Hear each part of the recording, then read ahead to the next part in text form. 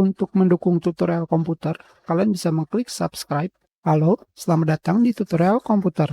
Tutorial kali ini mengenai LibreOffice Writer, print, mencetak dokumen.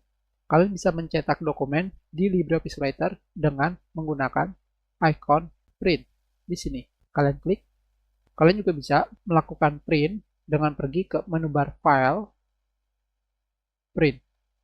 Kalian juga bisa pergi ke tab File, dan pergi ke grup 5, yaitu print, kalian pilih, atau dengan tombol pintasan Ctrl plus P. Di sini akan muncul menu print. Di sini terdapat dua bagian, yaitu panel preview. Seperti yang kalian lihat di sini, panel preview ini digunakan untuk melihat di mana letak kalian sekarang berada. Pada panel preview ini, kalian juga bisa melihat ukuran dari kertas yang kalian gunakan di sini, yaitu letter dengan lebarnya 8,50 inci dan tinggi 11 inci. Sayangnya, untuk ukuran lebar dan tinggi masih menggunakan inci, biarpun kalian sudah memilih formatnya ke sentimeter.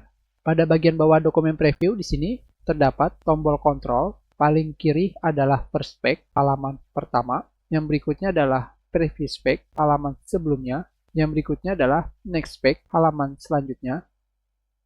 Tentunya kalian bisa mengkliknya. Dan yang terakhir adalah last page, halaman terakhir. Kalian bisa mencobanya. Sedangkan text box di tengah ini, kalian bisa memilih ingin ke halaman mana. Misalkan halaman 5, seperti ini.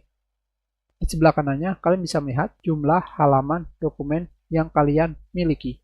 Sedangkan di sini terdapat checklist preview, di mana jika kalian tidak memilihnya atau unchecklist, maka preview dokumen tersebut tidak akan terlihat. Di sebelah kanannya, kalian akan menemukan tab general atau umum. Di bagian atasnya terdapat grup printer. Jika kalian mengkliknya, maka kalian bisa memilih print to file, mencetak ke file, fax, Microsoft Print to PDF, Microsoft XPS, OneNote, dan Send to OneNote.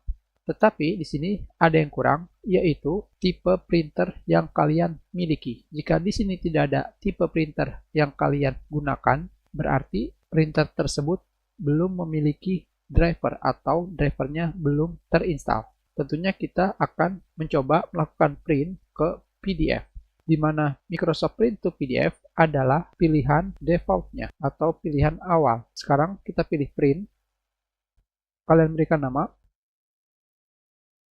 dan pilih save. Sekarang kita lihat file yang telah kita print ke PDF.